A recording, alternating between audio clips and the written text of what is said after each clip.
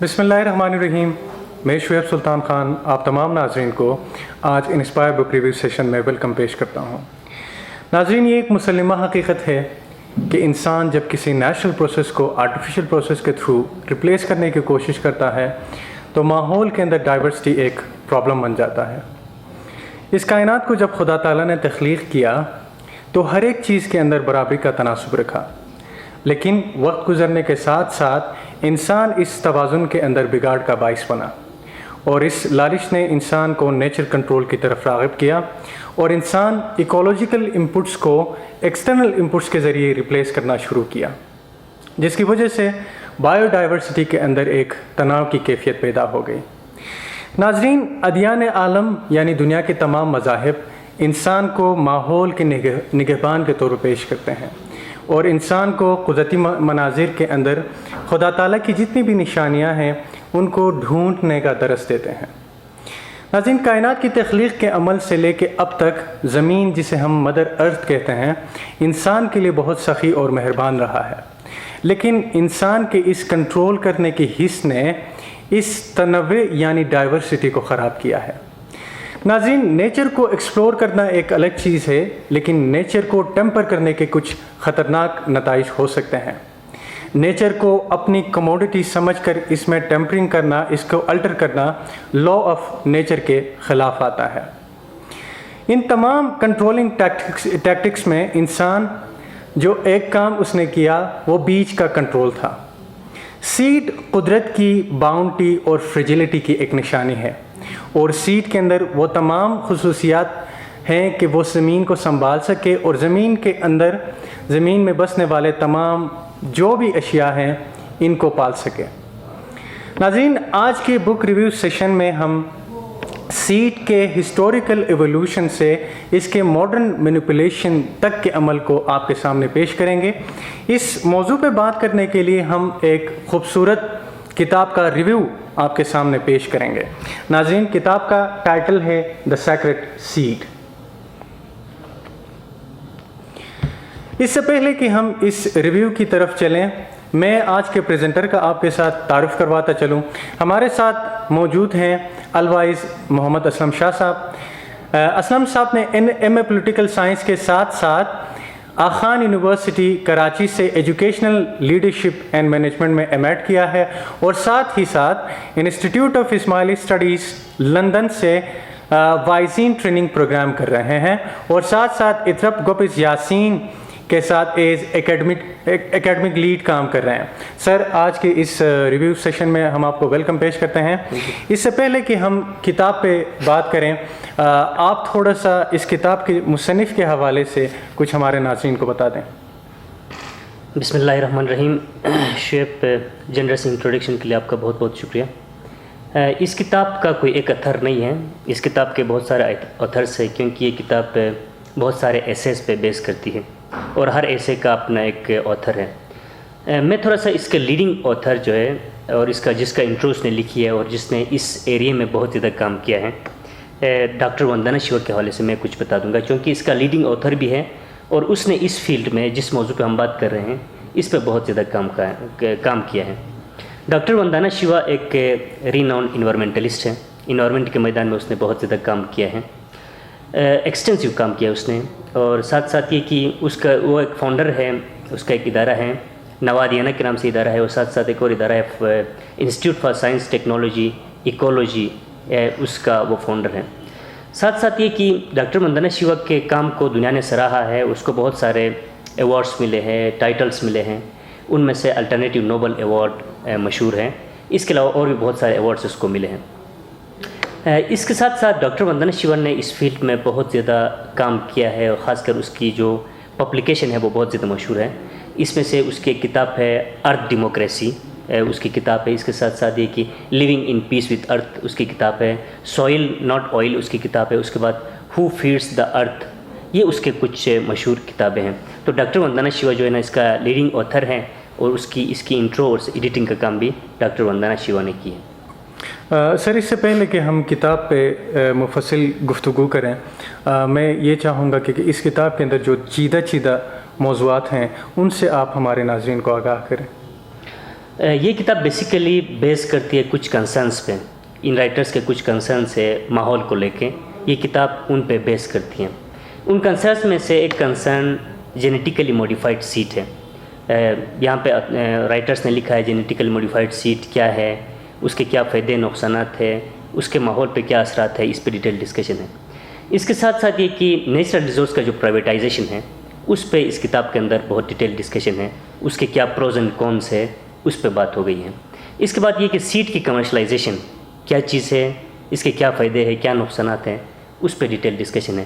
Overall ان تین چیزوں کا ماحول پہ کیا امپیکٹ ہے, انسان کی زندگی پہ اور اس ماحول پہ بسنے والے تمام زندگیوں پہ اس کے کیا اثرات ہیں, اس پہ اس کتاب کے اندر ڈسکشن ہے.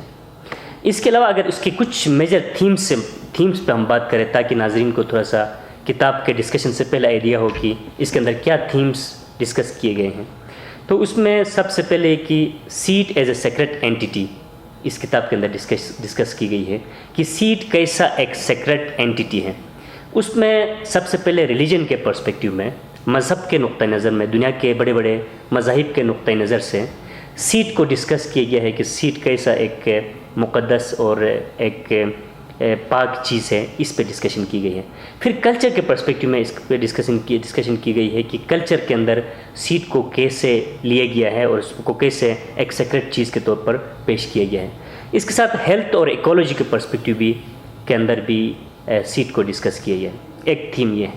اس کے ساتھ ساتھ ایک اور تھیم یہ ہے کہ اس ایریا کے اندر سیڈ کے معاملے میں ہیومن نے کیا انٹرونشن کی ہے, اس پہ ڈیٹیل ڈسکشن موجود ہے کہ ہیومن انٹرونشن کیا کیا ہے, اس پہ ڈسکشن ہے. اس کے ساتھ ساتھ ایک کہ اس انٹرونشن کے اندر سیڈ ٹیمپرنگ ہے, سیڈ کا آرٹیفیشل موڈیفیکیشن ہے, اس پہ اس کتاب کے اندر ڈسکشن ہے. اور پھر یہ بتایا گیا ہے کہ انسان نے یہ موڈیفیکیشن یا ٹیمپرنگ کیوں کی ہے, وہ ریزنس کیا ہے, اور کون سے وہ طریقے ہیں جس کے ذریعے سے اس سیڈ کے اندر ٹیمپرنگ کی گئی ہے, اس پہ ڈسکشن ہے.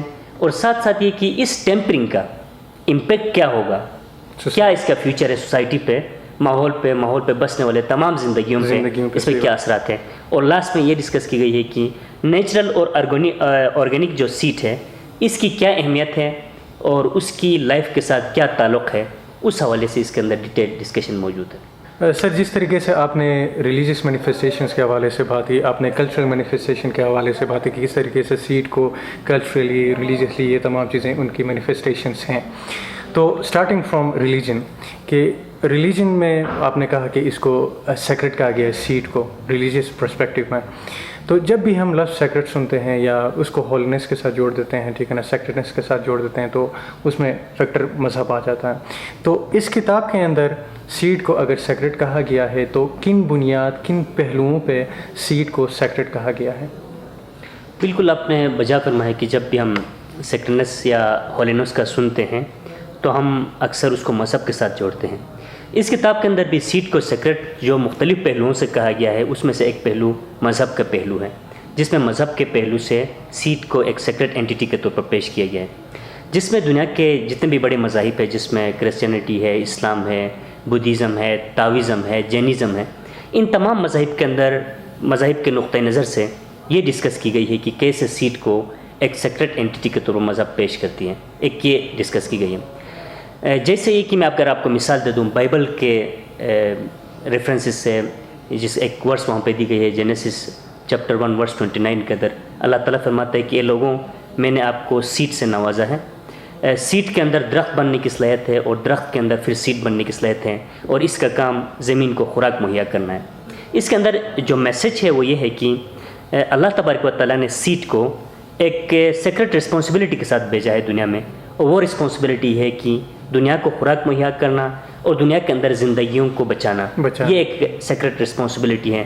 اس لحاظ سے سیڈ کو بائبل کے نقطۂ نظر سے اس کو سیکرٹ کر کے پیش کیے گئے.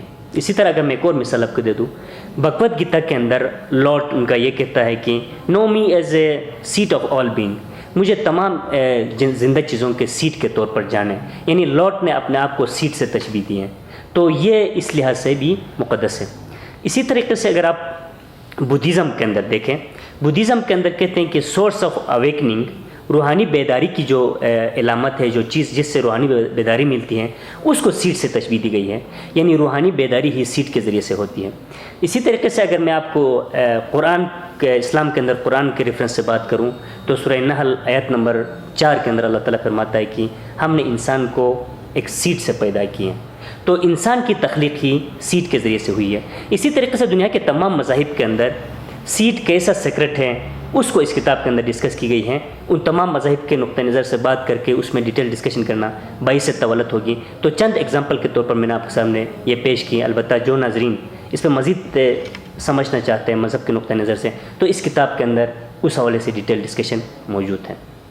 سر، نہ صرف مذہبی نقطہ نظر سے بلکہ خدا تعالیٰ نے سیڈ کے اندر بہت سارے خصائل یعنی خصوصیات رکھے ہیں، جس کی وجہ سے سیڈ کو ایک منفرد اور ایک ممتاز مقام حاصل ہے۔ میرے خیال سے اس کتاب کے اندر بہت سارے ایسے اسپیشل باؤنڈریز کی بات کی گئی ہے جو سیڈ کے اندر ہے۔ بالکل آپ نے صحیح کہا، نہ صرف مذہب کے نقطہ نظر سے بلکہ سیڈ کو قدرت نے کچھ صلاحیتوں کے ساتھ، کچھ خصوصیات کے ساتھ دنیا میں بھیجا ہے، اور ان خصوصیات کی وجہ سے بھی سیڈ اپنے اندر ایک سیکرٹنس رکھتی ہے، اس کے اندر سیکرٹ ہونے کی علامات اس کے اندر موجود ہیں۔ مثلا اگر ہم بات کریں کہ سیڈ کے اندر وہ کون سے اسپیشل خصوصیات سیڈ کے اندر موجود ہیں، تو سب سے پہلی چیز یہ کہ سیڈ ہی واحد چیز ہے جو دنیا کو زندگی دینے کی صلاحیت رکھتی ہے، دنیا کو بچانے کی صلاحیت رکھتی ہے، تو یہ سیڈ ہی ہے جو دنیا کو بچا سکتی ہے، دنیا کو زندگی دے سکتی ہے۔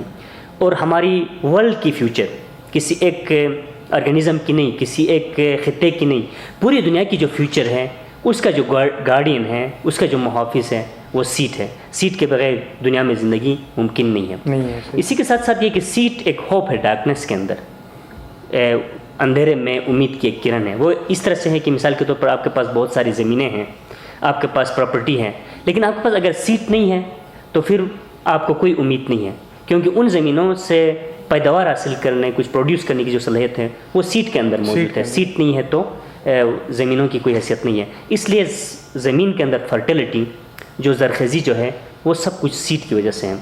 اس کے علاوہ یہ کہ سیڈ ایک فوڈ بینک ہے، جس کے پاس سیڈ موجود ہے اس کے پاس ایک بینک موجود ہے جو ہر وقت اس کو منافع کی صورت میں، خوراک کی صورت میں چیزیں دیتی جاتی ہے، تو یہ ایک فوڈ بینک ہے۔ اس کے ساتھ ساتھ سیڈ کے اندر ایک اسپیشل ایک خصوصیت اس کے اندر یہ بھی موجود ہے کہ سیڈ نیور گیٹ اولڈ، یہ کبھی بھی پرانا نہیں ہوتا، بوڑھا نہیں ہوتا، اس کے اندر یہ خصوصیت موجود ہے۔ مثال کے طور پر اگر یہ مثال لے لیں کہ آج سے اگر 1000 سال پہلے بھی آپ کے فیملی کے پاس ایک سیڈ کا ایک چین موجود ہے جس کی ہسٹری 1000 سال پرانی ہے، تو اس کے اندر ریپروڈکٹیو کیپیسٹی موجود ہے، وہ اپنے آپ کو رینیو کرتی جاتی ہے، اس لحاظ سے یہ کہ سیڈ رینیو ہوتی جاتی ہے، اس کے اندر ریپروڈکٹیو کیپیسٹی ہے، یہ اولڈ نہیں ہوتی، اس کے اندر یہ خصوصیت موجود ہے۔ اس کے ساتھ ساتھ یہ کہ سیڈ کے اندر ایک پاور موجود ہے، جو طاقت سیڈ کے اندر موجود ہے وہ کسی بھی چیز نہیں ہے، اور سیڈ وائڈ سپریٹ ہے، اومنی پریزنٹ ہے۔ اومنی پریزنٹ اس طرح سے ہے کہ آپ جہاں دیکھیں آپ کو سیڈ ہی سیڈ نظر آئے گی، زمین کے اندر، کائنات کے اندر، ہر چیز کے اندر سیڈ ہے، سیڈ کی وجہ سے لائف ہے، سیڈ نہیں ہے تو لائف نہیں ہے، اس لیے یہ اومنی پریزنٹ ہے۔ اس کے ساتھ ساتھ یہ کہ ہر چیز کی بگننگ سیڈ کی وجہ سے ہے، اور ہر چیز کی اینڈنگ بھی سیڈ کی وجہ سے ہے۔ سیڈ ہے تو لائف کی بگننگ ہے، سیڈ ختم ہے تو وہاں پہ لائف کی اینڈنگ ہے، تو یہ بگننگ بھی ہے، اینڈنگ بھی ہے۔ تو اسی طریقے سے سیڈ نہ صرف پیداوار کے لحاظ سے ہوتی ہے بلکہ آئیڈیا کی بھی ایک سیڈ ہوتی ہے۔ مثال کے طور پر ہم اپنے لینگویج میں اکثر کہتے ہیں کہ اس نے محبت کی بیج بول دی، اس نے نفرت کی ایک بیج بول دی، تو آئیڈیا کی بھی ایک سیڈ ہوتی ہے۔ تو ہر چیز کی ابتدا سیڈ کے ذریعے سے ہوتی ہے، اس لیے سیڈ کے اندر یہ اسپیشل کوالٹیز خدا نے رکھی ہے۔ ان کوالٹیز کی وجہ سے بھی سیڈ کو اس کتاب کے اندر سیکرٹ کہا گیا ہے۔ سر، جیسا کہ آپ نے کہا کہ سیڈ مذہبی نقطۂ نظر سے ہی نہیں ہے بلکہ اس کے اندر وہ تمام خصائل موجود ہیں، خصوصیات موجود ہیں جس کی وجہ سے یہ اس کا ایک ممتاز ایک مقام ہے۔ تو اب مجھے یہ بتا دیں کہ انسان جس کے لیے بیج پیدا کی گئی ہے تو اس کا رشتہ بیج کے ساتھ کیسا ہونا چاہیے؟ انسان اور بیج کا رشتہ کیسا ہونا چاہیے، بہت ہی ایک خوبصورت سوال ہے اپنے اندر، اس کے اندر بہت میسج موجود ہے، اور اس کتاب کا میجر پارٹ جو ہے اس پہ ڈسکشن ہے۔ اس کے اندر انسان اور اس کا بیج کا رشتہ جو ہے نا وہ بہت مقدس ایک رشتہ ہے۔ اس کے اندر سب سے پہلی چیز اس کتاب کے اندر یہ ڈسکس کی گئی ہے کہ انسان کے ایٹیٹیوڈ کے اندر ایروگنس نہیں ہونی چاہیے بلکہ اس کے اندر عاجزی اور انکساری ہونی چاہیے بیج کو لے کے۔ اور اس کتاب کے اندر یہ ڈسکس کی گئی ہے کہ اللہ تعالیٰ جو ہے نا اس بیج کا خالق ہے، ہم اس کے خالق نہیں ہیں، ہم نے بیج بنائی نہیں ہے بلکہ اس کا خالق خدا ہے۔ اور اس کے ساتھ ساتھ یہ ڈسکس کی گئی ہے کہ ہمیں بیج دینے کے ساتھ اس کی سٹیورڈشپ ہمیں دی گئی ہے، اس کی اونرشپ ہمیں نہیں دی گئی۔ سٹیورڈشپ اور اونرشپ میں فرق یہ ہے کہ سٹیورڈشپ جس کو دی گئی ہے اس کا کام ہے جو اس کو دی گئی ہے اس کی وہ حفاظت کریں، اس کی نگہبانی کریں، اور اونرشپ کا یہ مطلب ہے کہ آپ اس کے مالک ہیں، اس کے ساتھ جیسا سلوک کریں ویسے آپ کر سکتے ہو۔ تو اس کتاب کے اندر یہ ڈسکس کی گئی ہے کہ ہمیں بیج کی سٹیورڈشپ دی گئی ہے، اس کی اونرشپ نہیں دی گئی ہے۔ یہ بیسک چیزیں انسان کو سمجھنے کی ضرورت ہے۔ اس کے ساتھ ساتھ یہ سمجھنے کی ضرورت ہے کہ یہ بیج جو ہے خدا کے قدرت کے اظہارات میں سے ایک اظہار ہے۔ خدا نے اپنے قدرت کا اظہار، اپنے خالق ہونے کا اظہار اور جو صلاحیت ہے وہ بیج کے اندر ڈال دی ہے، اور اس بیج کے ذریعے سے خدا اپنی خلقت کو دنیا میں پھیلا دی ہے۔ تو اس لیے ہمیں یہ سمجھنا چاہیے کہ یہ خدا کے مظہرات میں سے ایک مظہر ہے، خدا کے قدرت کے اظہارات میں سے ایک اظہار ہے۔ اس کے ساتھ ساتھ یہ کہ اگر آپ جو انڈیجنس کمیونٹیز ہیں، جن کمیونٹیز کے اندر سیٹ سے ریلیٹڈ فیسٹیولز ہوتے ہیں، سیلیبریشنز ہوتے ہیں، چونکہ کلچر کا تعلق کلٹیویشن کے ساتھ ہے، تو اس لیے کلٹیویشن سے ریلیٹڈ جو بھی فیسٹیولز ہیں ان فیسٹیولز کے اندر کچھ چیزیں ہیں جس میں ہمارے لیے میسج موجود ہے۔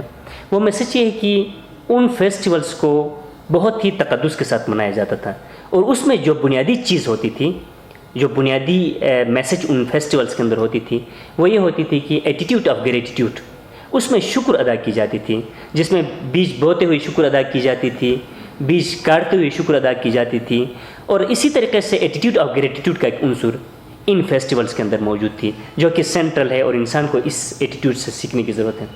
اس کے ساتھ ساتھ یہ ذہن میں رکھنے کی ضرورت ہے کہ ہم ماحول کے ساتھ وائلنس کر کے زندگی نہیں گزار سکتے، وائلنٹ ایٹیٹیوڈ کے ساتھ ہم زندگی نہیں گزار سکتے ہیں، ہم ہارمونی کے ساتھ، انٹیگریشن کے ساتھ زندگی گزار سکتے ہیں، وائلنس کا ایٹیٹیوڈ ہمیں نہیں اپنانا چاہیے۔ اور ساتھ ساتھ ہمیں یہ ذہن میں رکھنا چاہیے کہ خدا نے، جیسے قرآنک ورسز کے تھرو، بائبل کے تھرو میں نے ڈسکشن کی کہ خدا نے اس بیج کو ایک رسپانسبلٹی دی ہے زمانے کو، دنیا کو پالنے کی، دنیا کو خوراک دینے کی۔ تو اس لیے زمین کو مدر ارتھ کہا جاتا ہے، جس کو ماں دھرتی کہا جاتا ہے۔ ماں کا کام ہے بچوں کو پالنا، بچوں کو سنبھالنا، لیکن اس کے ساتھ ساتھ بچوں کی بھی رسپانسبلٹی ہوتی ہے جن کو ماں پالتی ہے کہ وہ اس ماں کی حفاظت کریں، اس ماں کی قدر کریں۔ تو ہمارا اور زمین کا جو رشتہ ہے وہ ماں بچے کا رشتہ ہے، یہ ماں دھرتی ہے، اس کو ہمیں ذہن میں رکھنے کی ضرورت ہے۔ اس کے ساتھ ساتھ یہ ذہن میں رکھنے کی ضرورت ہے کہ یہ ایک ڈیوائن گفٹ ہے، سیٹ ایک ڈیوائن گفٹ ہے، تو ہمارا اس کے ساتھ رشتہ ایک ڈیوائن رشتہ ہے، ڈیوائن ریلیشن شپ ہے، قدرت کی طرف سے یہ چیز دی گئی ہے، تو یہ ایک ڈیوائن ریلیشن شپ ہے، ہمیں اس کو ذہن میں رکھنا ہے۔ اگر یہ اس کے ساتھ رشتہ ماں کا رشتہ ہے، اس کے ساتھ ایک ڈیوائن ریلیشن شپ ہے، تو کیا کرنا چاہیے ہمیں؟ سب سے پہلی چیز یہ کہ اس رشتے کو پیور رکھنا چاہیے، اس کو خالص رکھنا چاہیے، اس کو ملاوٹ سے پاک رکھنی چاہیے۔ تو یہ بیسک چیزیں جو کرنی چاہیے، اور ساتھ ساتھ یہ کہ سیٹ کوئی ڈیڈ باڈی نہیں ہے، ایک ڈیڈ اینٹیٹی نہیں ہے، یہ ایک لیونگ اینٹیٹی ہے، اس کے اندر لائف ہے۔ اس لیے ہمیں سب سے بنیادی چیز یہ ہے کہ اس کی جو یونیکنیس ہے، اس کی جو ہسٹری ہے، اس کی جو انٹیگریٹی ہے، اس کا ہم نے خیال رکھنا ہے۔ یہ کوئی ڈیڈ اینٹیٹی نہیں ہے بلکہ یہ ایک لیونگ اینٹیٹی ہے۔ تو یہ کچھ ریلیشن شپ ہے جو انسان اور اس کا آپس میں ہونا بہت ضروری ہے۔ سر، اس کتاب کے اندر جیسے بہت ساری چیزیں بتائی گئی ہیں، تو اس میں ایک کوٹ آئنسٹائن کا جو میں اپنے ناظرین کے لیے وہ شامل کرنا چاہوں گا۔ تو آئنسٹائن کہتا ہے، "We have created a society that honors the servant and has forgotten the gift." یعنی ہم انسان، پودے، چرند پرند اور اس دنیا کے اوپر، اس دھرتی کے اوپر جتنے بھی بسے جو اشیاء ہیں ان کو شعور سے مبرہ سمجھتے ہیں، یعنی ایسا جیسا کہ ان کی کوئی حیثیت نہیں ہے، حقیر تر چیزیں ہیں۔ تو آپ نے اپنے اس میں پریویس کامنٹس میں اپنے سیٹ انٹیگریٹی کی بات کی، تو اس کتاب کے اندر سیٹ انٹیگریٹی کو کیسے بیان کیا گیا کہ what is set integrity? Set integrity کے اندر بھی کے حوالے سے بھی اس کتاب کے اندر بہت ہی ڈیٹیل ڈسکشن موجود ہے۔ 2 سے 3 آرٹیکل ایسے ہیں جو سیٹ انٹیگریٹی کو ڈسکس کرتے ہیں۔ اس میں سیٹ انٹیگریٹی کو سمجھنے کے لیے ہمیں کچھ اس نقطہ نظر سے سمجھنا ہوگا کہ آپ کو معلوم ہے کہ خدا نے جب سے یہ زمین پیدا کی ہے تو زمین کے پیدائش کے ساتھ ساتھ اس کو سیٹ کی دولت کے ساتھ دنیا میں بھیجا ہے۔ سیٹ کی دولت دے کے اس کو دنیا میں اس کائنات کو زمین کو پیدا کی ہیں. اس لیے یہ سیٹ کی ہسٹری بہت اولڈ ہے. اگر ہم یہ سمجھیں کہ اپنے ایگریکلچر کی ہسٹری سے ہی ہم سٹارٹ لے لیں, اس سے پہلے تو سیٹ دنیا میں موجود تھی. جب انسان نے ایگریکلچر ریولیوشن سٹارٹ کی تو نون ہسٹری کے مطابق 12,000 سال پہلے غالباً کہ انسان نے یہ سیٹ کو ڈومیسٹیکیٹ کرنا شروع کر دیا, گھر کے اندر لانا شروع کیا, اپنے ملکیت کا حصہ بنانا شروع کیا. یعنی ملکیت کا حصہ بن کے سیٹ آج سے 12,000 سال پہلے 12,000 سال پرانی ہے. اور اس کے ساتھ ساتھ یہ کہ ایک فری سیٹ دنیا میں ملین آف ایئر سے دنیا میں موجود ہے. تو اس کا یہ مطلب ہے کہ اس ہسٹری کی اس کی سیٹ کی ایک ایوولوشنری ہسٹری ہے. یہ ایوولو ہو کے ایوولوشنری پروسیس کے تھرو ہم تک پہنچی ہے. اس کی اپنی ہیریڈیٹری کریکٹرسٹکس ہیں, موروثی خصوصیات اس کے اندر موجود ہے اس بیج کے اندر. جیسے میں نے پہلے کہا کہ یہ ڈیڈ آبجیکٹ نہیں ہے, یہ ایک لیونگ اینٹیٹی ہے. یہ لیونگ اینٹیٹی اس کو تسلیم کرنا اس کے انٹیگریٹی کا ایک پارٹ ہے. ہم یہ سمجھیں کہ یہ ایک لیونگ اینٹیٹی ہے. اس کے ساتھ ساتھ یہ کہ جب ہم اس کو لیونگ اینٹیٹی سمجھتے ہیں تو پھر ہم اس کے اندر مینیپولیشن نہیں کر سکتے ہیں, اس کے اندر ہم ٹیمپر نہیں کر سکتے ہیں. ٹیمپر نہیں کرنا, مینیپولیشن نہیں کرنا اس کی انٹیگریٹی کو تسلیم کرنے کے مترادف ہے. اس کے ساتھ ساتھ یہ کہ سیٹ انٹیگریٹی یہ ڈیمانڈ کرتا ہے کہ ہم یہ سمجھے سیٹ کے اندر ایک لائف موجود ہے, اس کے اندر لائف ہے. اس کے ساتھ ساتھ ہم یہ ذہن میں رکھیں کہ اس کے اندر اس کے ایک رسپیکٹ ہے. اس کی رسپیکٹ اس لیے ہے کہ اس کے اندر جینیولوجیکل کریکٹرسٹکس موجود ہیں. اس کے ساتھ ساتھ یہ کہ اس کے اندر ایکولوجیکل کریکٹرسٹکس موجود ہیں. اس کے ساتھ ساتھ یہ کہ اس کی اپنی ایک بیولوجیکل بھی آئیڈینٹی ہے. اس آئیڈینٹی کو تسلیم کرنا, ایسے تسلیم کرنا جیسے ہم کسی انسان کی آئیڈینٹی کو تسلیم کرتے ہیں, اس کو تسلیم کرنا اور اس کی قدر کرنا سیٹ انٹیگریٹی کہلاتا ہے. سر, جس طریقے سے آپ نے سیٹ انٹیگریٹی کی بات کی کہ سیٹ انٹیگریٹی یہ ہے کہ آپ اس کی جینیولوجیکل, آپ اس کی ایکولوجیکل اور اس بایولوجیکل آئیڈینٹی کو آپ اس کی رسپیکٹ کریں اور آپ اس کو ٹھیک ہے نا سراہیں. تو اس میں اس کتاب کے اندر ارتھ ڈیموکریسی اور ارتھ کمیونٹی کی بات کی گئی ہے. یہ ایسے موضوعات ہیں جس پہ اکثر سننے اور لکھنے کو بہت ہی کم ہی ملا ہے. تو آپ یہ بتاتے ہیں کہ یہ کانسیپٹ بنیادی طور پہ ہے کیا؟ جی, آپ نے بالکل صحیح کہا کہ اس کتاب کے اندر جو کانسیپٹس ہیں ان کانسیپٹس میں ایسے کانسیپٹس ہیں جس میں بہت کم سننے کو اور پڑھنے کو ملتی ہیں. آپ نے ارتھ ڈیموکریسی کی بات کی. ارتھ ڈیموکریسی پہ ڈاکٹر وندنا شیوا کی ایک پوری کتاب ہے, اس کا ٹائٹل ہی ارتھ ڈیموکریسی ہے, جو اس حوالے سے بہت ہی ڈیٹیل ڈسکشن اس کے اندر موجود ہے. اس کتاب کے اندر بھی ارتھ ڈیموکریسی کی بات کی ہے. ارتھ ڈیموکریسی کا بیسک مطلب ہے کہ آپ ارتھ کو ایک لیونگ اینٹیٹی تسلیم کرتے ہیں. ایک بنیادی کانسیپٹ یہ ہے. جب آپ اس کو تسلیم کرتے ہیں تو بیسیکلی 3 چیزوں کے درمیان آپ بیلنس قائم کرتے ہیں, جس میں ایک ہے اکانومی, اور سیکنڈ ہے انوائرمنٹ, اور تھرڈ ہے پیپل. لوگوں, ماحول اور اکانومی کے درمیان آپ بیلنس پیدا کرتے ہیں. آپ جب بھی کوئی کام کرتے ہیں, کوئی انٹرونشن کرتے ہیں, کوئی ڈیولپمنٹ کرتے ہیں, تو آپ اکانومی کے اس پہ اکانومی کو آپ انوائرمنٹ کے کاسٹ پہ نہیں کرتے ہیں, نہ کہ لوگوں کے کاسٹ پہ کرتے ہیں, بلکہ ان تینوں کو آپ بیلنس کرتے ہیں. اور اس کتاب کے اندر یہ بتائی گئی ہے کہ اس کے اندر جو ارتھ ڈیموکریسی ہے اس کے اندر کرنسی پیسے کو نہیں سمجھی جاتی ہے, منی کو نہیں سمجھی جاتی ہے, بلکہ کرنسی لائف کو سمجھی جاتی ہے. اس کا مطلب یہ ہے کہ ویلیو لائف کی ہے, ویلیو پیسے کی نہیں ہے, ویلیو رقم کی نہیں ہے, بلکہ ویلیو کسی بھی لائف کی ہے. لائف سے مراد صرف انسانی زندگی نہیں ہے, جس میں سیٹ کی لائف ہے, جس میں سیٹ سے جڑی ہوئی جو بھی آرگینزمس ہیں ان کی لائف ہے. تو لائف کو آپ ویلیو کرتے ہیں, اور آپ کوئی بھی ٹریڈ کرتے ہیں ارتھ کی سروائیول کے کاسٹ پہ آپ نہیں کرتے ہیں, بلکہ آپ جو بھی کرتے ہیں وہ ارتھ کی لائف کو مد نظر رکھتے ہوئے, ارتھ کی ڈیموکریسی کو مد نظر رکھتے ہوئے آپ اس کے اندر کوئی بھی ٹریڈ کرتے ہیں. اس کے ساتھ ساتھ آپ نے پوچھا ارتھ کمیونٹی کیا چیز ہے. ارتھ کمیونٹی بیسیکلی ایک اینشین کانسیپٹ ہوا کرتا تھا ارتھ فیملی کا. اس کا یہ مطلب ہے کہ ہم تمام لوگ زمین کے خاندان سے تعلق رکھتے ہیں. جیسے ہم نے پہلے کہا کہ زمین کو ماں دھرتی کہا گیا ہے, ہم زمین کے خاندان سے تعلق رکھتے ہیں. تو جو لوگ یہ سمجھتے ہیں کہ ہم زمین کے خاندان سے تعلق رکھتے ہیں وہ ارتھ کمیونٹی کہلاتی ہے. اور ارتھ کمیونٹی کے لوگ بیسیکلی ایک یونیورسل رسپانسبلٹی کے ساتھ ہوتے ہیں. ان کی یونیورسل رسپانسبلٹی یہ ہوتی ہے کہ وہ زمین کی حفاظت کریں, زمین کو سنبھال کے رکھیں, بدلے میں زمین ان کو سنبھالے. تو یہ یونیورسل اس لیے ہے کہ ان کا تعلق کسی ایک خطے سے نہیں ہوتی ہے، زمین کے ایک ٹکڑے سے نہیں ہوتی ہے، بلکہ وہ اس زمین کو اپنی ماں دھرتی سمجھتے ہیں اور اس کی حفاظت کی رسپانسبلٹی اپنے کندھے پہ لیتے ہیں. اس کو ارتھ کمیونٹی کہا جاتا ہے. اس کے اندر دو رشتوں کی وہاں پہ بہت زیادہ اس کو اس طریقے سے کیا کیا جاتا ہے، بیلنس کیا جاتا ہے. اس میں ہیومن ٹو ہیومن ریلیشن شپ ہے، انسان کا انسان کے ساتھ رشتہ ہے. اس کے ساتھ انسان کا زمین کے ساتھ رشتہ، زمین سے مراد یہ کہ زمین میں بسنے والے تمام مخلوقات کے ساتھ رشتہ، اس کو بیلنس کیا جاتا ہے. انسان کا انسان کے ساتھ رشتہ، انسان کا زمین کے ساتھ یا ماحول کے ساتھ رشتہ، اس کو بیلنس کیا جاتا ہے. جو لوگ یہ کانسیپٹ اپنے ذہن میں رکھتے ہیں وہ بیسیکلی ارتھ کمیونٹی کا رول پلے کرتے ہیں. اچھا، اس میں بنیادی چیز ہے کہ وہ اپنے آپ کو کسی ذات پات، کسی جیوگرافک آئیڈینٹی یا کسی ریلیجیس آئیڈینٹی کے ساتھ ایفلیٹ نہیں کرتے ہیں، بلکہ وہ سب اپنے آپ کو زمین کے ساتھ جوڑتے ہیں اور یہ کہتے ہیں کہ ہمارا تعلق زمین کے خاندان سے ہے.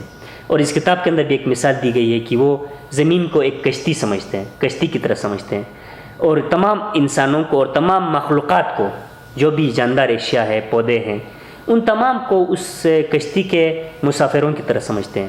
یعنی کشتی کے کسی ایک حصے کو اگر نقصان پہنچے، اس میں اگر پانی نکل آئے تو پوری کشتی ڈوب جاتی ہے. بالکل اسی طرح یہ لوگ بھی، ارتھ کمیونٹی کے لوگ، زمین کو اس کشتی کی طرح سمجھتے ہیں اور سب مل کے زمین کو سنبھال کے رکھنے کی رسپانسبلٹی، یونیورسل رسپانسبلٹی اپنے کندھے پہ لیتے ہیں. تو یہ ارتھ کمیونٹی کہلاتی ہے. سر، ابھی تک کی جو ڈسکشن ہم نے کی ہے تو اس میں یہ بات سامنے آئی ہے کہ انسان اور سیڈ کا جو رشتہ ہے وہ ایک بہت ہی مقدس ہے، اٹس اے سیکرڈ ریلیشن شپ. بالکل. تو آپ یہ بتا دیں کہ انسان، دور حاضر کا جو انسان ہے، اس رشتے کو نبھانے میں کس حد تک کامیاب رہا ہے؟ یہ جیسا میں نے شروع میں جب کنسرنس میں نے پہ بات کی، میں نے اسی ٹائم ہی کہا تھا کہ اس کتاب کے جتنے بھی رائٹرس ہیں وہ اس بات کا رونا روتے ہیں کہ آج کا انسان زمین کے ساتھ جو رشتہ ہے اس کو نبھانے میں اس حد تک کامیاب نہیں رہا ہے جس حد تک اس کو کامیاب ہونا چاہیے. اس میں سب سے پہلی چیز جو اس کتاب کے رائٹرس کا آج کے دور حاضر کے انسانوں کے ساتھ جو گلہ ہے وہ یہ ہے کہ ایک ایکولوجیکل انپٹ موجود ہے. جیسے سیڈ ہے، سیڈ کو سیڈ سے پھول بننے، پھول سے جا کے درخت بننے تک کے اس عمل کے لیے خدا نے ایک ایکولوجیکل ایک انپٹ رکھا ہے. سورج کی صورت میں بالکل ایک سسٹم موجود ہے، سورج کی روشنی کی صورت میں، پانی کی صورت میں، دوسرے تیسرے جو بھی انپٹس ہے، مٹی کی صورت میں، مٹی کے اندر جو اس کے لیے خوراک موجود ہے ان کی صورت میں ایک ایکولوجیکل انپٹ موجود ہے. اب انسان نے یہ کیا کہ اس ایکولوجیکل انپٹ کی جگہ میں ایکسٹرنل انپٹ ڈال دی ہے، مصنوعی کوئی انپٹ ڈال دی ہے اس کے اندر، جو کہ انسان کو ایسا نہیں کرنا چاہیے تھا. ایک یہ ہے جو انسان کو نہیں کرنا چاہیے تھا، اس کتاب کے اندر ڈسکس ہے. اس کے ساتھ ساتھ یہ کہ سیٹ ایک فریڈم کے ساتھ دنیا میں خدا نے پیدا کیا ہے، اور میں نے کہا کہ اس کو ڈومیسٹیکیٹ کرنا، اس کو اپنے ملکیت کے حصہ بنانے کی ہسٹری بہت ریسنٹ ہے. 12,000 سال پہلے سے انسان نے یہ سسٹم شروع کیا ہے. یہ سیٹ ایک آزادی کے ساتھ دنیا میں خدا نے اس کو بھیجا ہے اور ایک انپٹ کے ساتھ بھیجا ہے، لیکن انسان نے سیٹ کو کنٹرول کیا ہے، آرٹیفیشل طریقے سے کنٹرول کیا ہے. یہ بھی انسان کو نہیں کرنا چاہتا جو اس کتاب کے اندر ڈسکس کی گئی ہے. اور اس کے ساتھ ساتھ یہ کہ ڈائیورسٹی کو ریپلیس کر کے ہوموجینٹی کو پروموٹ کیا گیا ہے کیمیکلز کے ذریعے سے، پیسٹیسائڈ کے ذریعے سے. جو ڈائیورسٹی تھی لائف کے اندر، پودوں کے اندر، سیڈ کے اندر، ان کو ختم کر کے انسان نے ہوموجینٹی کو پروموٹ کیا ہے، جو کہ یہ بھی اس کتاب میں یہ ڈسکس کی گئی ہے کہ انسان کو ایسا نہیں کرنا چاہیے. یعنی نیچرل چیزوں کو ریپلیس کیا آرٹیفیشل چیزوں سے، آرٹیفیشلٹی اس کے اندر ایڈ کی گئی. اس کے ساتھ ساتھ یہ کہ سیڈ کو خدا نے، جیسے ہم نے پہلے بھی ڈسکس کی کہ خدا نے اس کو ایک ریپروڈکٹیو کیپیسٹی کے ساتھ دنیا میں بھیجا ہے. یہ ریپروڈیوس کر سکتا ہے، اپنے آپ کو رینیو کر سکتا ہے. لیکن انسان نے کیا کیا ہے کہ اس ریپروڈکٹیو کیپیسٹی کو انسان نے مصنوعی طریقے سے لمٹ کیا ہے. اس کے لمٹ کرنے کی وجہ کیا ہے آگے ہم اس میں ڈسکشن کریں گے. اس کے ساتھ ساتھ یہ کہ بلائنڈ کنزیومرز دو طرح کے ہوتے ہیں. ایک کانشیس کنزیومرز ہوتے ہیں، ایک بلائنڈ کنزیومرز ہوتے ہیں. کانشیس کنزیومر ہمیشہ یہ ذہن میں رکھتے ہیں کہ وہ جو کنزیوم کرتے ہیں اس کا زمین پہ موجود زندگیوں پہ کوئی برے اثرات تو نہیں ہے، وہ اس چیز کا خیال رکھتے ہیں. بلائنڈ کنزیومر یہ کہ وہ اس چیز کا خیال نہیں رکھتے. ان کو جب پیسے آنا شروع ہو جاتا ہے، پیسے کمانا جب شروع کر لیتے ہیں تو وہ ان چیزوں کو کیئر نہیں کرتے، بلکہ وہ پیسے کمانے میں لگ جاتے ہیں. تو بلائنڈ کنزیومرزم انسان نے شروع کیا، جو کہ انسان کو نہیں کرنا چاہیے. اس کتاب کے اندر اس پہ ڈیٹیل ڈسکشن موجود ہے. اور ایٹیٹیوڈ کے اندر ایک ایروگینس ہے، جیسے کہ ہم نے پہلے بھی کہا تھا کہ ارتھ بلانگ ٹو گاڈ کے کنسیپٹ کو ریپلیس کیا ہے ارتھ بلانگ ٹو اس پہ. یہ زمین ہماری ہے، یہ زمین ہماری نہیں ہے بلکہ ہمارا اس کے ساتھ رشتہ ہے جس کے ذریعے سے ہم ایک دوسرے کو پالتے ہیں. اٹ بلانگ ٹو گاڈ، اس کا تعلق خدا کے ساتھ ہے، یہ ہمارے فائدے کے لیے خدا نے پیدا کیے ہیں. اور بلانگ ٹو اس جب انسان نے یہ ایٹیٹیوڈ اپنانا شروع کر دیا تو اس ارتھ کے اندر من مانی کرنے اور اس کے اندر اپنی پسند کی ٹیمپرنگ کرنے، اس کے اندر موڈیفیکیشن کرنے میں انسان لگا ہوا ہے. اس کے ساتھ ساتھ ایک انسان کے ایٹیٹیوڈ کے اندر یہ چیز شامل ہو گئی ہے کہ ٹیک میک اینڈ ویسٹ. زمین سے لے لیں، زمین کے اوپر کچھ بنا لیں، پھر واپس لے جا کے آپ زمین کے کندھوں پر ڈال دیں، گندگی کی صورت میں، پولیوشن کی صورت میں، گاربیجز کی صورت میں. تو یہ انسان کے ایٹیٹیوڈ میں شامل ہو گئی جو کہ انسان کو ایسا نہیں کرنا چاہتا. یہ اس کتاب کے اندر ڈسکس کی گئی ہے. سر، جس طریقے سے آپ نے بات کی کہ انسان سم ہاؤ یا کسی حد تک اس رشتے کو نبھانے میں ناکام رہا ہے، مینیپولیشنس کی ہیں، تو اگر مینیپولیشنس انسان نے کی ہیں سیڈ کے ساتھ یا زمین کے ساتھ، تو اس کی وجوہات ہیں کیا؟ کن وجوہات کے بنا پر یہ مینیپولیشنس آج تک کی گئی ہیں؟ تو اس کتاب کے اندر بہت ڈیٹیل ڈسکشن موجود ہے اس بارے میں کہ انسان نے یہ مینیپولیشن جو انسان نے کی ہے، ٹیمپرنگ کی ہے، تو اس کی کیا وجوہات ہیں. اس میں بیسک جو چیز اس کتاب کے اندر ڈسکس کی گئی ہے وہ ہیومن گریڈ ہے، لالچ ہے. انسان کے اندر ایک ایٹیٹیوڈ اس کے اندر موجود ہے کہ وہ اور زیادہ کے پیچھے لگ جاتا ہے. جو اس کو مل جاتا ہے اس پہ وہ اکتفا نہیں کرتا ہے، اس کو وہ کافی نہیں سمجھتا، اس پہ وہ شکر نہیں کرتا، بلکہ اور زیادہ کی تلاش میں، اور زیادہ کی تلاش میں. اور بحثیت مجموعی جب انسان اور زیادہ کی تلاش میں نکل جاتا ہے تو اس کے نتیجے میں وہ ماحول سے، اس کے حیثیت سے بڑھ کے چیزیں ڈیمانڈ کرنا شروع کر دیتا ہے. اور پھر یہ کہ بلائنڈ کنزیومرزم ہے. یہ وہ وجوہات ہے جس کی وجہ سے انسان نے اس ماحول کے اندر ٹیمپرنگ کرنا انسان نے شروع کر دی ہے. سر، وہ کون سے عوامل ہیں یا وہ کون سے طریقے ہیں جن کے ذریعے عصر حاضر کا انسان، دور حاضر کا انسان قدرت کے اس انمول تحفے کی تباہی کا باعث بن رہا ہے؟ قدرت کا انمول تحفہ آپ نے بہت ہی ایک زبردست لفظ اس کے لیے استعمال کیا. واقعی یہ قدرت کا ایک بہت ہی انمول تحفہ ہے. تو اس میں کیوں کی ہے، پھر وہی باتیں ہیں کہ وہ کون سا فیکٹر ہے، وہ کون سے عوامل ہیں جن کے ذریعے سے انسان نے سیٹ کو ٹیمپر کیا ہے، جس کی وجہ سے. اس میں سب سے پہلی چیز یہ کہ اس سے پہلے ہسٹری یہ تھی، جب تک کہ یہ کارپوریٹ ورلڈ کے آغاز سے پہلے، کہ ہر انسان کے پاس اپنے سیٹ کا ایک بینک ہوا کرتا تھا، ہر گھر، ہر فیملی کے پاس، جو وہ اپنے وراثت میں اپنا باوجداد سے، ان کے باوجداد سے وہ نسل در نسل اس چین کو کنٹینیو کرتے تھے. لیکن اس کے ساتھ ساتھ کارپوریٹ دنیا کے آغاز کے ساتھ ہی سیٹ کی کمرشلائزیشن سٹارٹ ہو گئی. سیٹ کو بیچنا جب انسان نے شروع کیا کمرشل پرپس کے تحت، تو پھر یہ کیا کہ انسان کے اندر یہ گریڈ، یہ چیز پیدا ہو گئی. اس کے ساتھ ساتھ یہ کہ گلوبلائزیشن، انسان نے نہ صرف اپنے ملک کے اندر، اپنے علاقے کے اندر، اپنے ویسینٹی کے اندر بیچنا شروع کیا، بلکہ اس کو دنیا کے ایک کونے سے دوسرے کونے تک لے جانے کی انسان نے ایک کاروبار شروع کیا. یہ دوسرا فیکٹر ہے. اس کے ساتھ ساتھ یہ کہ تیسری چیز جو بہت زیادہ سیٹ کی تباہی کا باعث بنا وہ انڈسٹریل پروسیسنگ ہے، جس میں لیب کے اندر جینیٹک انجینئرنگ کے ذریعے سے سیٹ پیدا کی جاتی ہے. جو بنیادی بات ہے وہ یہ ہے کہ جب سائنس کو انسان وائسلی یوز کرے تو یہ قدرت کی طرف سے ایک انمول تحفہ ہے، قدرت کی طرف سے ایک بہترین، قدرت کے تخلیق کو سمجھنے کا ایک بہترین ذریعہ ہے. لیکن یہ ایک دو دھاری تلوار ہے، اس کے فائدے بھی ہیں، نقصانات بھی ہیں. اگر اس کو ان وائسلی یوز کی جائے تو سائنس سے زیادہ خطرناک اور کوئی چیز نہیں ہو سکتی. اس کتاب کے اندر یہ ڈسکشن کی گئی ہے کہ انوائرمنٹ کو لے کے، انوائرمنٹ سے ریلیٹڈ انسان نے جو چیز کی ہے موسٹلی سائنس کو ان وائسلی یوز کیا ہے. اس کے اندر ٹیمپرنگ کرنے کے لیے سائنس کو یوز کیا ہے. اس کے لیے جو انسان نے جو چیز سے سیٹ کو لے کے جو انسان نے کی ہے وہ جینیٹیکلی موڈیفیکیشن کی ہے. جینیٹیکلی موڈیفائڈ سیٹ انسان نے پیدا کی ہے. جینیٹیکلی موڈیفائڈ سیٹ کا یہ مطلب ہے کہ لیب کے اندر جینیٹک انجینئرنگ کے ذریعے سے سیٹ پیدا کی جاتی ہے. جب سیٹ پیدا کی جاتی ہے تو جو بنیادی چیز کی جاتی ہے سیٹ کے ساتھ وہ یہ کہ اس کے ڈی این اے کو الٹر کیا جاتا ہے. جب اس کے ڈی این اے کو الٹر کیا جاتا ہے تو اس کے اندر وہ خصوصیات نہیں ہوتی جو اس کے پیرنٹ کے اندر ہوتی تھی، یا نیچرل سیٹ کے اندر جو ہوتی تھی، جو جینیالوجیکلی اس کے اندر نسل در نسل چلتی آ رہی تھی، اس کو الٹر کیا جاتا ہے، اس کے اندر آرٹیفیشیلٹی کو ایڈ کیا جاتا ہے.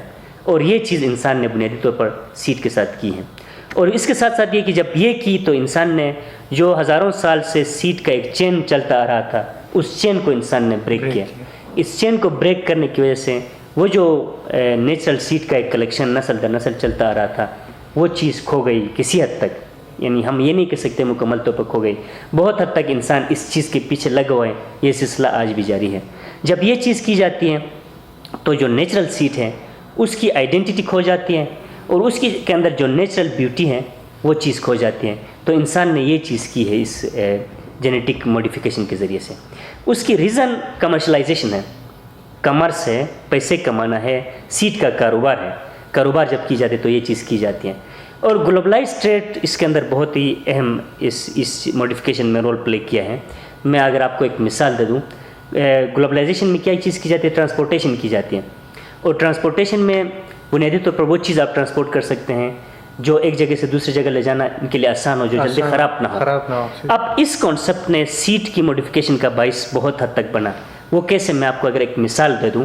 مثال یہ ہے کہ مثال کے طور پر اگر آپ ٹماٹر کا کاروبار کرتے ہیں, اب ٹماٹر کے اندر ایک خوبی یہ ہے, قدرت نے ایک نیچرل ایک بیوٹی اس کے اندر یہ رکھی ہے کہ یہ 80% پانی ہے, 20% ہارڈنس ہے, یعنی 20% چھلکا ہے. مطلب یہ ہے کہ یہ 80% سافٹنس یا فریشنس اس کے اندر ہے, 20% اس کے اندر ہارڈنس ہے. اب یہ 80% پانی کے ساتھ آپ اس کو دنیا کے ایک کونے سے دوسرے کونے تک آپ اس کو نہیں لے کے جا سکتے. اس لیے آپ کو یہ کرنا ہے کہ اس کے اندر الٹر کرنا ہے, اور اس کے اندر جو فریشنس ہے, جو سافٹنس ہے, جو پانی ہونا یا جوس ہونا اس کے اندر جو خوبی ہے, اس کو آپ نے ختم کرنا ہے. کیونکہ آپ کے لیے ٹرانسپورٹیشن آسان ہوگی, آپ اس کو ایک جگہ سے دوسری جگہ آسانی سے لے کے جا سکتے ہو. اس کے لیے اس کے اندر الٹر کی جاتی ہے, اور اس سافٹنس کو, فریشنس کو ہارڈنس میں تبدیل کی جاتی ہیں. تو ایسی صورت میں آپ کے پاس جو ٹماٹر آ جاتا ہے وہ بیسیکلی ٹماٹر کی شکل کا ہوتا ہے, لیکن بیسیکلی وہ ٹماٹر ہوتا نہیں ہے. اور اسی طریقے سے جینیٹک موڈیفیکیشن کے ذریعے سے ایک ٹماٹر نما کوئی چیز پیدا کی جاتی ہے. یہ بیسیکلی اس لیے کی جاتی ہے کہ آپ گلوبلائز ٹریڈ کرتے ہیں. تو یہ الٹریشن جو نا گلوبلائز ٹریڈ, کمرس اور پیسے کمانے کے لیے, ہیومن گریڈ کے لیے یہ چیزیں اس طریقے سے استعمال کی جاتی ہیں. سر اب یہ بات ہے کہ سیٹ ٹیمپرنگ جس کی بات آپ نے کی, یا الٹریشن اس کی اس میں ڈی این اے میں, تو اس کا انسانی زندگیوں پہ, اس دھرتی کے اوپر جو بھی زندگی ہے جو استعمال کرتے ہیں سیٹ کو, بہت حد تک خطرناک قسم کے اثرات وہ مرتب ہو سکتے ہیں. تو اس حوالے سے وہ کون سے ٹھیک اثرات ہیں جو انسانی زندگی پہ ہو سکتی ہیں, اس حوالے سے کیا کیا چیزیں اس کتاب کے اندر بتائی گئی ہیں؟ اس کتاب کے اندر جیسے یہ کہ بہت ساری باتیں اس کے اندر بتائی گئی کہ اس کے انسان کی زندگی پہ کیا اثرات ہو سکتے ہیں. جیسے ایک آرٹیکل کے ریفرنس سے بائبل کے ریفرنس سے ایک چیز بتائی گئی ہے, جس میں اللہ تعالیٰ فرماتا ہے کہ آئی ول ڈسٹرائی دیم ہو ڈسٹرائی ارتھ, میں ان لوگوں کو تباہ کروں گا جو زمین کو تباہ کرتے ہیں. یہ ایک طرح کے خدا کی طرف سے ایک وارننگ ہے, انسان کے لیے ایک تنبیہ ہے کہ اگر وہ زمین کو تباہ کریں گے تو وہ خود بخود تباہ ہو جائیں گے. تو یہ ایک ڈائریکٹ امپیکٹ ہے, کیونکہ زمین کے اندر جو بھی لائف ہے, ایکولوجیکل سسٹم کے اندر جو بھی چیز موجود ہیں وہ انٹر کنیکٹڈ ہیں. اس میں سے ایک کو تباہ کرتے تو دوسری کی تباہی خود بخود ہو جاتی ہے, اور اس میں بہت سارے تباہی کی صورتیں ہو سکتی ہے. اس میں سے ایک ہے سیٹ کرائسس, کیونکہ آپ کے پاس جو ہیریڈیٹری سیٹ چین جو آپ کے پاس ہے, اس کو اگر آپ ختم کر دیں گے تو آپ کے پاس جو سیٹ آئے گی, آپ کو نہیں معلوم کہ وہ سیٹ کس حد تک نیچرل ہے اور کس حد تک وہ آرٹیفیشل ہے, اور اس کے اندر کس حد تک ریپروڈکٹیو کیپیسٹی موجود ہے. خدا نخواستہ جو سیٹ آپ خریدتے ہیں وہ آرٹیفیشل ہے, اس کے اندر ریپروڈکٹیو کیپیسٹی نہیں ہے, تو سیٹ کرائسس کا ہونا ناگزیر ہے. سیٹ کرائسس ہوگی, ایک تباہی یہ ہو سکتی ہے. اس کے ساتھ ساتھ یہ کہ اگر آپ کے پاس جینیٹیکلی موڈیفائڈ سیٹ اگر آپ کے پاس آ جاتا ہے تو وہ انسان کی زندگی پہ اس کے خطرناک اثرات ہیں. انسان کی صحت پہ, نہ صرف انسان کی صحت پہ بلکہ زمین کے بسنے والے تمام جانداروں کی صحت پہ اس کا بہت برا اثر ہو سکتا ہے. اور ایسی صورت میں جو سیٹ آپ کے پاس ہوگی وہ وائس لیس سیٹ ہوگی, اس کی کوئی وائس نہیں ہوگی, وہ سپرفیشل ہوگی, ان نیچرل ہوگی, جو کہ اپنی حد تک اس میں بہت زیادہ تباہی کے اس کے اندر چیزیں موجود ہیں. اس کے بعد یہ کہ اس کے اندر کلچر آف ڈیپینڈنسی پیدا ہوگی. کلچر آف ڈیپینڈنسی کا یہ مطلب ہے کہ مثال کے طور پر اگر آپ کے پاس سیٹ کا ایک بینک موجود ہے تو آپ کسی پہ ڈیپینڈنٹ نہیں ہیں, آپ کی زمینیں ہیں, آپ اپنے اس سیٹ بینک سے اگر ایک بوری گندم آپ کے پاس موجود ہے, اس سے آپ 20 بوری گندم پیدا کرتے ہیں اور پھر ایک بوری گندم اپنے بیج کے لیے آپ رکھتے ہیں, تو آپ کسی پہ ڈیپینڈنٹ نہیں ہیں, آپ ایک انڈیپینڈنٹ انسان ہیں. لیکن اگر آپ اس سیٹ کے اس اسٹاک کو ختم کرتے ہیں تو آپ کے پاس کلچر آف ڈیپینڈنسی آ جاتی ہے, تو یہ کلچر آف ڈیپینڈنسی پروموٹ ہوتی ہے. اس کے ساتھ یہ کہ اگر آپ سیٹ کسی اور سے لیتے ہیں تو سیٹ کوئی اور کنٹرول کرتا ہے, آپ کی سیٹ کا بینک کوئی اور کنٹرول کرتا ہے, تو set control is equal to food control. آپ کے سیٹ کو کوئی کنٹرول کرتا ہے تو وہ آپ کے فوڈ کو کنٹرول کرتا ہے. تو فوڈ جب کوئی کنٹرول کرتا ہے تو آپ اپنے 3 ٹائم کے روٹی کے لیے کسی اور پہ آپ ڈپینڈنٹ ہو جاتے ہیں. اس کے ساتھ ساتھ یہ کہ اس کتاب کے اندر یہ ڈسکشن کی گئی ہے کہ یہ معاملہ اتنا سیریس ہے کہ گلوبل وارمنگ سے بھی زیادہ سیریس ہے. زیادہ خطرناک ہے. آج گلوبل وارمنگ کو دنیا کے سائنسدان سب سے خطرناک چیز سمجھتے ہیں. لیکن اس کتاب کے اندر یہ ڈسکشن کی گئی ہے کہ یہ جو معاملہ ہے سیٹ ٹیمپرنگ کا یہ گلوبل وارمنگ سے زیادہ خطرناک ہے, اور جو آئس کیپ میلٹ ہو رہے ہیں اس سے بھی زیادہ خطرناک چیز یہ ہے.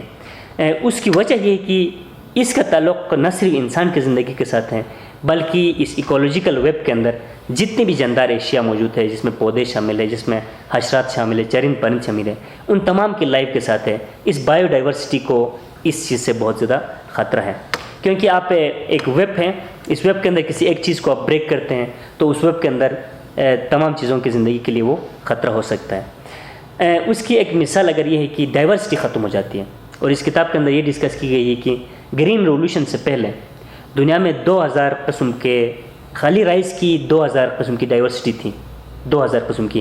لیکن گرین ریولوشن کے ساتھ جب انسان نے سیڈ ٹیمپرنگ اور پھر یہ کیمیکلز اور یہ آرٹیفیشیل فرٹیلائزر جب انسان نے شروع کی تو اس ڈائیورسٹی کو انسان نے ختم کر دیا. تو اسی طریقے سے بایو ڈائیورسٹی کے لیے اس کے اندر بہت زیادہ خطرات ہو سکتے ہیں. سر, جس طریقے سے آپ نے سیٹ مینیپولیشن یا الٹریشن کے جس حوالے سے بات کی اور کس حد تک یہ سیریس ہو سکتا ہے ہیومن لائفس کے اوپر, تو اگر یہ معاملہ اتنا ہی سنجیدہ ہے تو بحیثیت انسان ہماری کیا اخلاقی ذمہ داری ہو سکتی ہے کہ ہم خود کو اور اس کائنات کے اندر بسنے والے ہر ذی روح کو ان کے اثرات سے بچا لیں. ہم کون سی ایسی چیزوں کو ایوائڈ کریں کہ جس کی وجہ سے اس دھرتی کے اوپر یہ رنگینیاں اور یہ زندگیاں یہ محفوظ رہ سکیں. کچھ چیزیں تو میں نے پہلے ڈسکس کی ہے کہ ہمیں کن چیزوں سے اوائڈ کرنی چاہیے. ایک تو یہ کہ ہم ارتھ کو اپنا کموڈیٹی نہ سمجھیں. یہ ارتھ ہماری کموڈیٹی نہیں ہے بلکہ ہم اس کے نگہبان ہیں, اس کی حفاظت کی ذمہ داری ہماری ہے. نتیجے کے طور پر ارتھ ہماری حفاظت کرتی ہے. ایک تو یہ چیز ہے کہ ہم ارتھ کو اپنا کموڈیٹی نہ سمجھیں. اس کے ساتھ یہ کہ نیچر کو آبجیکٹ نہ سمجھیں بلکہ ایک لیونگ اینٹیٹی سمجھیں. آبجیکٹ نہ سمجھیں, یہ چیز ہم ایوائڈ کر سکتے ہیں. اس کے ساتھ یہ کہ ہمیں یہ ذہن میں رکھنے کی ہے کہ ہر چیز بے دردی سے بیچنے کی نہیں ہوتی ہے, ہر چیز پہ کاروبار نہیں ہو سکتی ہے, بلکہ بعض چیزیں ایسی ہے کہ جن کے ساتھ ایک تعلق جوڑنے کی ہوتی ہے, بعض چیزیں ایسی ہے جس کے ساتھ کوئی مقدس رشتہ جوڑنے کی ہوتی ہے, اور سیٹ ایک ایسی چیز ہے جس کے ساتھ آپ رشتہ جوڑ سکتے ہیں, بدلے میں آپ اس سے بہتر توقعات رزلٹ توقع کر سکتے ہیں. اس کے ساتھ ساتھ پہلے بھی میں نے کہا تھا, میں ری انفورس کروں گا کہ ہمیں ہارمونی کے ساتھ اور انٹیگریشن کے ساتھ رہنا ہے. ہم وائلنس کے ذریعے سے نیچر کا کچھ نہیں بگاڑ سکتے ہیں, ہم نیچر کے اندر اپنی زندگی کو نقصان پہنچا سکتے ہیں. اس کے ساتھ ساتھ یہ کہ سیٹ فریڈم پہ ہم کسی طریقے سے بین نہ کریں. سیٹ فریڈم, سیٹ کی اپنی ایک لائف ہے, اس کی لائف کی اپنی فریڈم ہے. سیٹ فریڈم پہ ہم کنٹرول نہ کریں اور ٹیمپرنگ سے اوائڈ کریں, ٹیمپرنگ نہ کریں. یہ چیز سے ہم نے پہلے ڈسکس کی ہے. اور اس کے ساتھ ساتھ ایک چیز یہ ہے کہ ایک کہانی ہے آؤٹ ڈیٹڈ اور اپ ٹو ڈیٹ کا, یعنی انڈیجینس جو ایکسپرٹیز ہے کسی بھی علاقے کے, ان چیزوں کو بہت زیادہ آؤٹ ڈیٹڈ کر کے پیش کی جاتی ہیں. اور ان جو لوگ انڈیجینس ایکسپرٹیز کے ساتھ یا نالج کے ساتھ جو لوگ ہیں ان کو ڈسکس کیا جاتا ہے کہ جیسے یہ کہ آپ کی ایکسپرٹیز کسی کام کی نہیں ہے. بیسیکلی اس کتاب کے اندر یہ ڈسکس کی گئی ہے کہ اس کے ذریعے سے کلچر کو تباہ کیا جاتا ہے, کیونکہ کلٹیویشن کے ساتھ کلچر کا تعلق ہے. تو بیسیکلی یہ کہ ہم اس آؤٹ ڈیٹڈ اور اپ ٹو ڈیٹ کی جو کہانی ہے اس سے بچنا چاہیے, بلکہ انڈیجینس جو ایکسپرٹیز ہیں اس کے اندر بہت ساری ایسی چیزیں ہیں جس سے ہم سیکھ سکتے ہیں, جن پہ ہم ریسرچ کر سکتے ہیں اور ان کو ہم پروموٹ کر سکتے ہیں. اس کے ساتھ یہ کہ جیسے پہلے بھی ذکر اس پر بات پہ ہو گئی کہ ہم کانشیس کنزیومر بنیں, بلائنڈ کنزیومرس نہ بنیں. اور سب سے بنیادی چیز ہے کہ سیٹ مقدس ہے, سیٹ اہم ہے, یہ سب چیزیں تو ڈسکس ہو گئی. اس لیے سیٹ کو پولیٹکس سے ہم پاک رکھیں. سیٹ پولیٹکس سے اپنی ایک تھیوری ہے, اس کتاب کے اندر اس پہ ڈسکشن موجود ہے. سیٹ پولیٹکس بیسیکلی یہ ہے کہ آپ ایسے طریقے ڈھونڈتے ہیں جس کے ذریعے سے آپ کمرشل سیٹ کے لیے مارکیٹ بناتے ہیں. کمرشل سیٹ کے لیے وہ مارکیٹ بنانے کے لیے آپ یہ کرتے ہیں کہ لوکل ویرائٹی کو ختم کرتے ہیں اور آپ جو کمرشل ویرائٹیز ہیں سیٹ کی ان کے لیے آپ مارکیٹ بناتے ہیں, راہ ان کے لیے ہموار کرتے ہیں. تو اس چیز کو نہیں کرنا چاہیے. اور اس کے ساتھ ساتھ سیٹ کنٹرول جو ہے نا اس کو ہمیں نہیں کرنا چاہیے, اور کلچر ایروجن نہیں کرنا چاہیے بلکہ کلچر کو پروموٹ کرنا چاہیے, کیونکہ کلچر کے اندر بہت ساری ایسی چیزیں ہیں جس کے ذریعے سے ہم سیڈ پروٹیکشن، سیڈ فریڈم پہ ہم اس سے ہم سبق لے سکتے ہیں۔ سر آپ نے کمرشل یوز آف سیڈ کی بات کی، آپ نے سیڈ پالیٹکس کی بات کی، یہ تمام چیزیں ایسی ہیں جو میگا لیول پہ ہوتی ہیں، اور یہ عام جو میس ہے ان کے بس کی بات نہیں ہوئی یا ان کے لیول کی بات نہیں ہوتی ہے۔ تو ہم ایسا کامن میس اگر آپ عام آدمی کی بات کریں، ٹھیک ہے، جس کے لیے یہ بہت امپورٹنٹ ہے، یہ سیڈ بینک اور اس لیگیسی کو آگے نسل تک منتقل کرنا، تو وہ کیا ایسی چیزیں کریں کہ جس کی وجہ سے اس کا سیڈ بینک بھی محفوظ رہ سکے اور یہ اگلے نسلوں تک منتقل ہو سکے؟ بالکل آپ نے صحیح کہا کہ یہ جو ہم نے باتیں کی، سیڈ پولیٹکس کی بات کی، سیڈ بزنس کی بات کی، یہ بزنس ایلیٹ کی باتیں ہیں، کامن ماس کی باتیں نہیں ہیں۔ اب کامن ماس کیا کرے، یہ آپ کا سوال ہے۔ یہ آپ کو معلوم ہے کہ ہمارے پاکستان کی آبادی کا 65% پاپولیشن جو ہے نا وہ دیہی علاقوں میں رہتی ہیں، اور خوش قسمتی کی بات یہ ہے کہ وہ اپنا اگاتے ہیں اور اپنا کھاتے ہیں، اور اس سے بھی بڑھ کے بات یہ ہے کہ وہ سٹیز کے لیے فیڈنگ یونٹ کے طور پر کام کرتے ہیں، فیڈنگ یونٹس کے طور پر کام کرتے ہیں۔ تو سب سے بنیادی چیز جو لوگ خود اپنا اگا کے اپنا کھاتے ہیں ان کے لیے بنیادی چیز یہ ہے کہ ان کے پاس سیڈ کا جو بینک موجود ہے پہلے سے، جو انہوں نے اپنا باوجداد سے حاصل کیے ہیں، وہ اس بینک کو کسی طریقے سے ریپلیس ہونے نہ دے دیں، اس کو ختم ہونے نہ دے، جو چین ان کے پاس ہے اس چین کو بریک نہ کریں۔ یہ ایک فل آف پروفٹ ایک بینک ہے۔ کیسے فل آف پروفٹ ہے، میں آپ کو ایک مثال کے ذریعے سے میں آپ کو سمجھاؤں گا۔ ایک مثال کے ذریعے سے، مثال کے طور پر اگر آپ کے پاس 20 روپے کا ایک اونین کا نیچرل سیڈ کا اگر پیکٹ موجود ہے 20 روپے کا، اس کی قیمت 20 روپے ہے، نیچرل سیڈ ہے، آرگینک سیڈ ہے، اگر یہ آپ کے پاس موجود ہے تو میں محتاط انداز سے کہہ رہا ہوں کہ آپ آسانی سے اس سے 10,000 روپے کے اونین آپ پیدا کر سکتے ہیں، یعنی 20 روپے سے آپ 10,000 کے اونین پیدا کر سکتے ہیں۔ تو یہ بہت ہی ایک منافع بخش ایک چیز ہے، لیکن شرط یہ ہے کہ آپ کے پاس وہ سیڈ آپ کے کنٹرول میں ہو تو وہ فوڈ آپ کے کنٹرول میں ہوگی۔ تو سب سے بنیادی چیز یہ ہے کہ آپ کے پاس جو سیڈ بینک ہے اس کے چین کو آپ بریک نہ ہونے دے دیں، یہ چیز بنیادی چیز ہے۔ اس کے ساتھ کامن ماس یہ کر سکتے ہیں کہ ہم جب کوئی بھی کھانا چوز کرتے ہیں، ایک ایتھیکل چوائس ہے، ایک ان ایتھیکل چوائس ہے۔ ایتھیکل اس سینس میں کہ آپ کے ہیلتھ کے لحاظ سے ایتھیکل، آپ کے ماحول کے لحاظ سے ایتھیکل، آپ کے ایکولوجی کے لحاظ سے ایتھیکل، تو ہم ایتھیکل چوائس کریں جو بھی چیز ہم کھاتے ہیں۔ جب ہم ایتھیکل چوائسز کریں گے، آرگینک چیزیں کھانا، نیچرل چیزیں کھانا شروع کریں گے تو نیچرل چیزوں کی مارکیٹ بنے گی اور آرٹیفیشل چیزوں کی مارکیٹ کم سے کم ہوتی چلی جائے گی۔ یہ چیز ہم کر سکتے ہیں۔ اس کے ساتھ ساتھ یہ کہ لو وتھ نیچر، ہم نیچر کے ساتھ محبت کریں، نیچر کے ساتھ اپنے آپ کو کنیکٹڈ رہیں، یہ چیز ہم کر سکتے ہیں۔ اس کے ساتھ ساتھ یہ کہ ایکو فرینڈلی سٹیزن بنیں۔ ہم جو بھی کرتے ہیں، چیزیں کرتے ہیں، ہم یہ سوچیں کہ اس کا ماحول پہ کیا اثر ہے، پازیٹیو امپیکٹ ہے یا نگیٹیو امپیکٹ ہے۔ اگر کوئی چیز نگیٹیو امپیکٹ پیدا کرتا ہے ماحول پہ، چاہے وہ ہمارے لیے کتنا ہی فائدہ مند کیوں نہ ہو، ہم وہ چیز نہ کریں۔ یہ کامن ماس کے لیول پہ ہیں۔ پلانٹیشن ہم کر سکتے ہیں، پلانٹیشن کامن ماس کرتے ہیں، یہ ہم زیادہ سے زیادہ پلانٹیشن کریں۔ اور کوئی بھی چیز کنسٹرکشن اور ڈیولپمنٹ کے نام سے ہم نیچر کو ڈسٹرب نہ کریں۔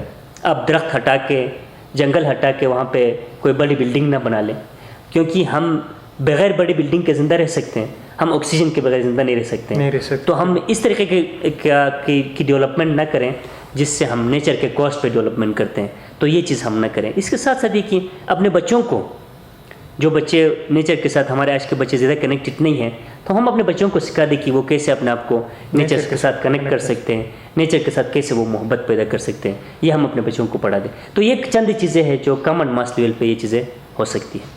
سر اب کیونکہ ہم اس کتاب کے کنکلوژن کی طرف جا رہے ہیں، تو میں یہ چاہوں گا کہ ہمارے ناظرین کے لیے آپ کتاب کے اندر کون سی ایسی بہت اہم موضوعات جس کے حوالے سے آپ نے آلریڈی بہت ہی تفصیل سے آپ نے گفتگو بھی کی ہے، تو کون سی ایسی چیزیں ہیں جن پہ ری انفورس کرنے کی ضرورت ہے تاکہ ہم یہ جس طرح میں نے کہا کہ انمول تحفہ ہے خدا کا ہمارے لیے، ٹھیک نا، اس کو محفوظ رکھ سکیں؟ اس کتاب کے اندر جن چیزوں پہ بہت زیادہ ری انفورس کر کے کئی آرٹیکلس اس کتاب کے ان باتوں پہ ہیں، میں ان پہ تھوڑا سا آپ نے کہا میں اس پہ ڈسکشن کروں۔ اس میں سب سے پہلی چیز سورہ انعام کے ریفرنس سے اس کتاب کے اندر ایک آیت دی گئی ہے کہ یعنی بے شک اللہ تعالیٰ دانا کو اور گٹلیوں کو پھاٹنے والا ہے۔ اس کے اندر ہمارے لیے ایک بہت ہی اہم میسج موجود ہے، یعنی دانے کو پھاٹنے اور اس سے کوئی چیز اگانے کی ذمہ داری اللہ تعالیٰ کی ہے۔ یہ ایک نیچرل پروسیس ہے۔ تو ایک نیچرل پروسیس اگر موجود ہے، ایک بہت ہی اسٹرانگ اور دیرپا پروسیس موجود ہے، تو ہم اس پروسیس کو ڈسٹرب نہ کریں۔ اس قرآنی آیت کے اندر یہ میسیج ہمارے پاس موجود ہے. اور ساتھ ساتھ یہ کہ اگر ہم ماحول کے ساتھ کنفلکٹ کریں گے تو اس کے ڈیواسٹیٹنگ امپیکٹ ہوں گے, بہت زیادہ تباہ کن نتائج ہوں گے, اور تاریخ نے ایسے نتائج دیکھی ہیں جب انسان نے ماحول کے ساتھ کنفلکٹ کی ہے. اس کے ساتھ یہ کہ سیٹ انٹیگریٹی کا بالکل خیال رکھیں. ہم جس طرح ایک انسان کو ایک زندہ چیز سمجھتے ہیں, لیونگ اینٹیٹی سمجھتے ہیں, بالکل اسی طرح سیٹ کو بھی ایک لیونگ اینٹیٹی سمجھیں. اس کے آئیڈینٹی کو ڈسٹرب نہ کریں, اس کی جینیالوجی کو ڈسٹرب نہ کریں, اس کی بیولوجیکل خصوصیات کو ہم ڈسٹرب نہ کریں. اس کے ساتھ کانشیس کنزیومرز بنیں. ہم جو بھی کنزیوم کرتے ہیں ہم یہ سوچیں کہ ہم کوئی چیز سوچ کے کرتے ہیں یا انسانی لالچ کے زمرے میں آ کے کرتے ہیں. کوئی بھی چیز گریڈ اور لالچ کے زمرے میں آ کے ہم نہ کریں, بلکہ کانشیسنس کو مد نظر رکھتے ہوئے ہم وہ چیزیں کریں. انڈیجینس ایکسپرٹیز سے ہم سیکھیں, ان پہ ریسرچ کریں جتنا زیادہ ہو سکتا ہے. انڈیجینس ایکسپرٹیز کو ان کے اندر سٹوریز موجود ہے, اس کے اندر فیسٹیولز کے اندر ہمارے لیے میسیجز موجود ہے, ان سے ہم سیکھیں, ان کو ہم پروموٹ کریں. اس کے ساتھ ساتھ یہ کہ قرآن کے اندر ایک اور فارمولہ بتایا گیا ہے حد اور توازن کا. نہ صرف قرآن کے اندر بلکہ بائبل کے اندر بھی یہ چیزیں بتائی گئی ہیں کہ آپ کوئی بھی چیز کرتے ہیں حد کو کراس نہ کریں, توازن کے بگاڑ کا باعث نہ بنیں. تو ہم ہر چیز کے حد میں رہیں, لمٹس جو بتائی گئی اس کو کراس نہ کریں, اور توازن کے بگاڑ کا باعث ہم نہ بنیں.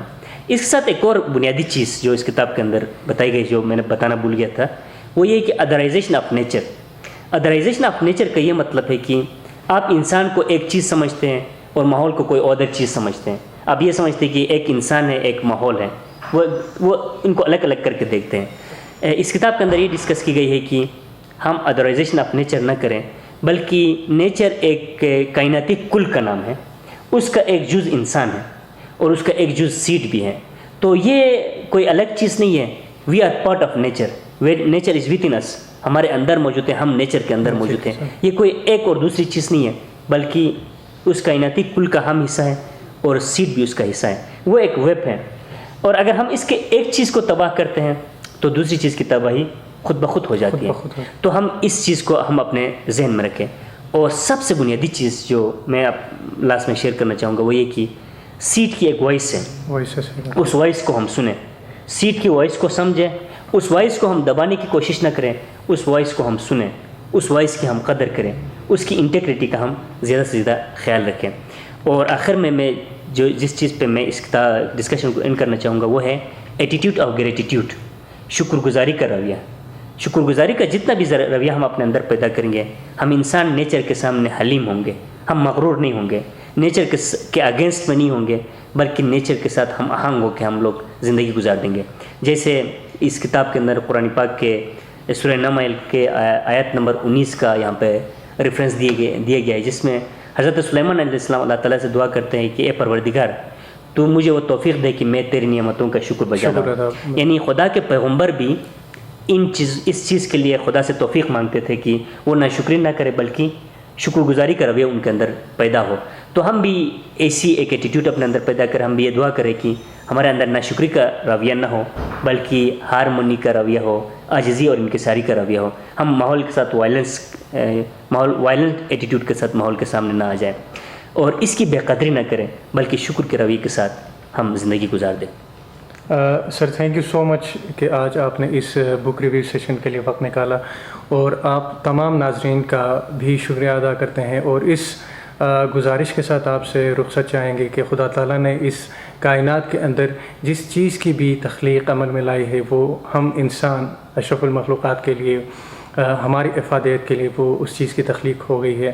تو ہمیں چاہیے کہ جس طریقے سے سیڈ کے حوالے سے بات ہو گئی اور کائنات کے اندر دیگر جتنی بھی چیزیں ہیں ہم ان کی نگہبانی کریں تاکہ اگلے جنریشن تک اس کے فروٹس وہ پہنچ سکیں. ہمیں آپ کے کامنٹس کا, آپ کے کوئریز کا ہمیں انتظار رہے گا. آپ کامنٹ سیکشن میں کامنٹ کر سکتے ہیں, رائے سے آگاہ کر سکتے ہیں تاکہ نیکسٹ سیشن کے لیے ہم بہتر کوشش کے ساتھ آ سکیں. آپ تمام کا بہت بہت شکریہ. Thank you so much.